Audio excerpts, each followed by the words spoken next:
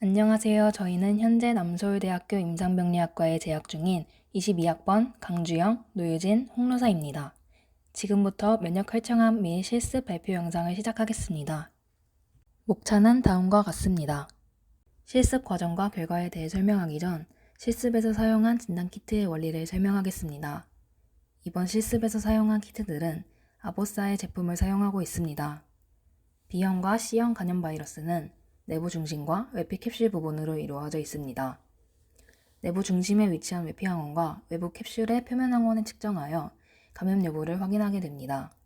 실제 키트에 채취한 혈청 등의 분석 물질을 검체 패드에 적용시키면 분석 물질이 멤브레인의 크로마토그래피층에 도달합니다.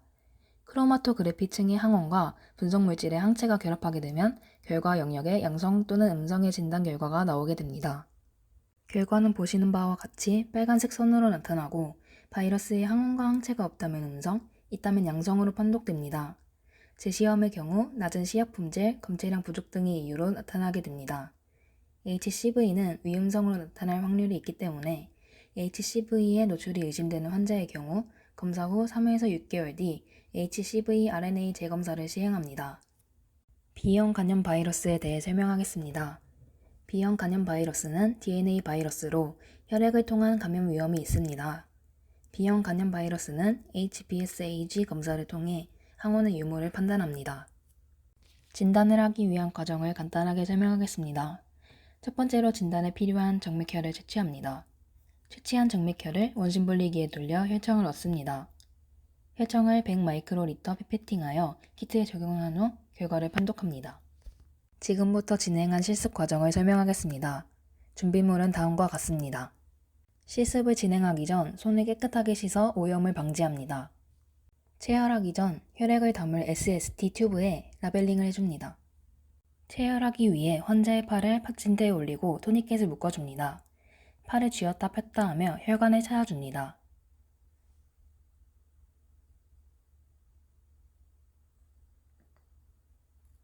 니들을 니들 홀더에 끼우고 미리 찾아놓은 체열 부위를 알코올 솜으로 소독해줍니다. 주사기 바늘은 사면이 위로 향하게 하며 약 25도의 각도로 혈관을 찔러줍니다. 이때 너무 느리게 찌르게 되면 혈관에 니들이 확실하게 들어가지 않을 수 있습니다. 준비한 SST 튜브를 니들 홀더에 끼워 혈액을 채취합니다. 채취 후 튜브를 먼저 빼주고 토니켓을 풀어줍니다. 니들 위에 알코올 솜으로 살짝 대주고 니들을 빼줍니다. 마지막으로 체열 부위는 알코올 솜으로 지혈해주고 바늘은 바닥에 뚜껑을 놓고 닫아주어 체열을 마칩니다. 체열 후 튜브를 15분간 실온에 두고 3000rpm에 10분 동안 원심분리기를 돌려줍니다. 원심분리기를 돌릴 때에는 각 검체들이 수평이 맞도록 넣어주어야 합니다.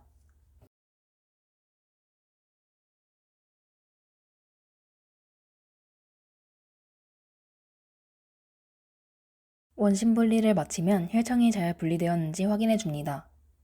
B형 간염 진단에 사용할 디바이스를 한 명당 2개씩 할당하여 라벨링한 곳에 위치시킵니다. 혈청을 피페팅하기 위해 피펫에 100마이크로리터를 맞춰줍니다. 피펫에 옐로우 팁을 끼운 뒤 안티-HBS, HBsAg의 점적 부위에 100마이크로리터의 혈청을 일직선으로 떨어뜨려줍니다. 거품이 생기지 않게 주의하고 한 사람의 검체를 마친 뒤에는 팁을 교체해야 합니다. 점적 후 20분이 경과하면 결과를 판독해줍니다.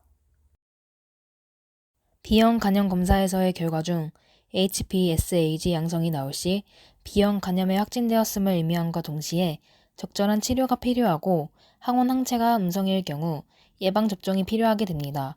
항체가 양성을 띠게 되면 면역력이 있다고 간주할 수 있습니다. 결과적으로 HBsAg, 즉 B형 간염 항원에 대해 조원 모두가 음성이 나왔으므로 B형 간염 바이러스가 체내에 존재하지 않는다고 볼 수 있습니다. 또한 안티-HBs인 B형 간염 항체는 강주영 조원에게는 존재하지 않지만 나머지 조원에게는 존재합니다. 이는 강주영 조원에게는 B형 간염 바이러스에 대한 항체가 존재하지 않아 추가적인 예방접종이 필요함을 뜻하고 나머지 조원은 추가적인 접종을 받아 B형 간염 바이러스에 대한 면역력이 있음을 알 수 있습니다. 다음으로 C형 간염에 대해 설명하도록 하겠습니다. C형 간염 바이러스는 항체를 통해 진단하는 HCV 항체 검사와 HCV에 대한 RNA를 특정하여 검사하는 HCV RNA 검사로 나뉘어집니다.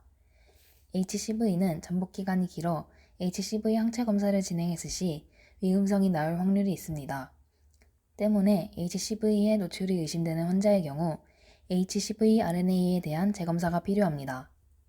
저희 조는 혈청과 전혈의 진단 차이점을 알아보기 위해 두 가지 실습을 진행하였습니다. 이를 통해 C형 간염에 대한 분석 물질의 진단 차이점을 알 수 있었습니다.